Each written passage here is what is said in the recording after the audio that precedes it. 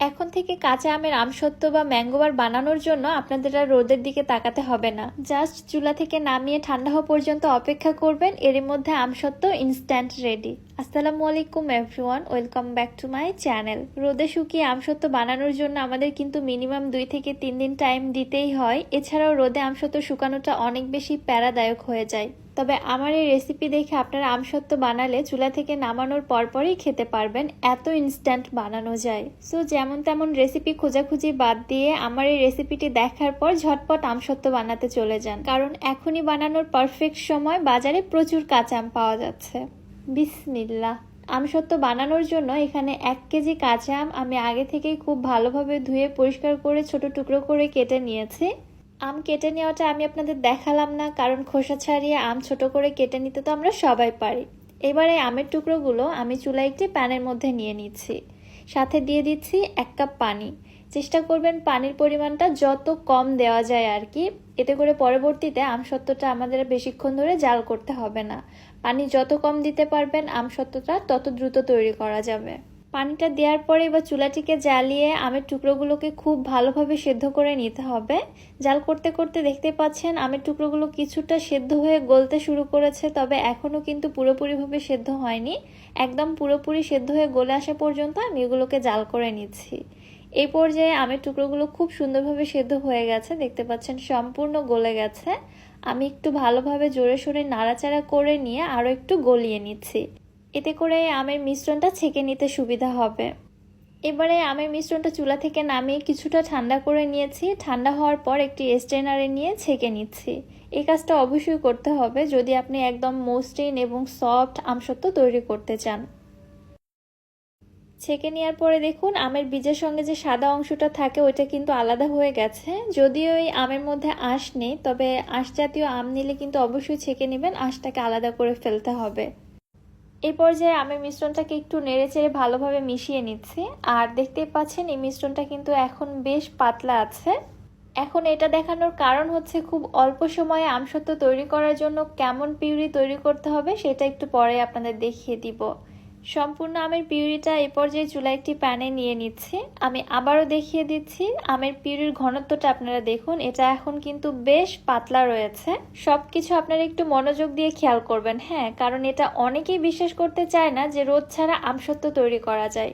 Anyway, এ পর্যায়ে আমি মিশ্রণের মধ্যে দিয়ে দিচ্ছি 1 কাপ চিনি। চিনিটা অবশ্য আপনারা আপনাদের টেস্ট অনুযায়ী কমিয়ে বাড়িয়ে এখানে দিতে পারবেন। সাথে দিয়ে দিচ্ছি 1/2 চামচ লবণ। এবারে নেড়েচেড়ে সবকিছু আমের মিশ্রণের সঙ্গে ভালোভাবে মিশিয়ে নিচ্ছি। আপনি আমসত্ত্ব বানানোর জন্য যে ধরনের আম নেবেন অবশ্যই টেস্ট করে দেখবেন আমটা কতটা টক নাকি মিষ্টি, ওইটা বুঝে এখানে চিনিটা অ্যাড করে দিতে হবে। আচ্ছা, চিনিটা অ্যাড করে দেওয়ার পরে মিশ্রণটা কিন্তু আরও কিছুটা পাতলা হয়ে আসবে। আমি এই ঘনত্বটাও আপনাদের দেখিয়ে দিচ্ছি। এই যে দেখুন মিশ্রণটা কিন্তু আগের থেকেও বেশ অনেকটা আরও পাতলা হয়ে এসেছে। এবারে আমি এর মধ্যে দিয়ে দিচ্ছি খুবই সামান্য, মানে 1/4 টিস্পুনের মতো মরিচের গুঁড়া। তবে ঝালের পরিমাণটা আপনারা আপনাদের টেস্ট অনুযায়ী কমিয়ে বাড়িয়ে দিতে পারবেন। আমি খুব একটা বেশি দিলাম না, কারণ কালারটা চেঞ্জ হয়ে যাবে। আমি কালার খুব একটা বেশি ডার্ক করতে চাচ্ছি না, একটু লাইট রাখবো, এজন্য খুবই সামান্য ব্যবহার করেছি। আচ্ছা, অনবরত কিন্তু এই মিশ্রণটা নেড়েচেড়ে জাল করে নিতে হবে, নাড়ানো অফ করা যাবে না। আর নেড়ে নিতে নিতে দেখতে পাচ্ছেন মিশ্রণটা আগের থেকে কিছুটা ঘন হতে শুরু করেছে, তবে এখনো কিন্তু ঘন হয়নি। আমি অনবরত নেড়ে ছেড়ে আরো 12 থেকে 15 মিনিটের মতো জাল করে নিয়েছি, তারপরে এরকম একটা ঘনত্ব এসেছে। দেখতেই পাচ্ছেন মিশ্রণটা ঠিক কোন পর্যায় থেকে কোন পর্যায়ে এসেছে, এটা কিন্তু আপনাদের বুঝতে হবে। হ্যাঁ, কিছু আপুরা রান্না সম্পর্কে কোনো ধারণা না রেখে কমেন্ট বক্সে এসে অযথা কমেন্ট করে, এগুলো কিন্তু একদমই ঠিক না। রান্নার কৌশলটা আপনাকে খুব ভালোভাবে আয়ত্ত করতে হবে, বুঝে শুনে করলে সবকিছুই পসিবল। এখানে কিন্তু আমরা কোনো কিছুই হাইড রাখি না, আসলে আপনারা বুঝতে ভুল করেন। আচ্ছা, এবার আপনাদের বুঝিয়ে দিয়ে মিশ্রণটা ঠিক কোন পর্যায়ে চুলা থেকে নামিয়ে নেবেন। যখন দেখবেন মিশ্রণের মধ্যে এরকম বড় বড় বাবলস উঠছে আর ছোট বাবলস উঠছে না, তাহলে বুঝতে হবে মিশ্রণের মধ্যে কোনো প্রকার পানি নেই, এটা একদম পারফেক্টলি জাল করা হয়ে গেছে। আর মিশ্রণের ঘনত্বটাও কতটা ঘন হয়েছে আশা করছি আপনারা সেটা দেখেই বুঝতে পারছেন। এর থেকে আসলে আরো ভালো করে কিভাবে আপনাদের বোঝাবো সেটা আসলে আমার জানা নেই। যাই হোক, এ পর্যায়ে আমি মিশ্রণটা চুলা থেকে নামিয়ে নিচ্ছি এবং সঙ্গে সঙ্গে এটা কোনো ট্রেতে ট্রান্সফার ট্রান্সফার করে নিতে হবে। আমি একটি স্টিলের ট্রেতে এটা সেট করে নিব। আমি একটি স্টিলের ট্রেতে সামান্য পরিমাণে সরিষার তেল ব্রাশ করে নিচ্ছি। তেলটা ব্রাশ করলে আমসত্ত্বটা ট্রে থেকে খুব সহজেই ওঠানো যায় আর কি। এই পর্যায়ে দেখুন মিশ্রণটা কিন্তু প্যানে জমে যেতে শুরু করেছে।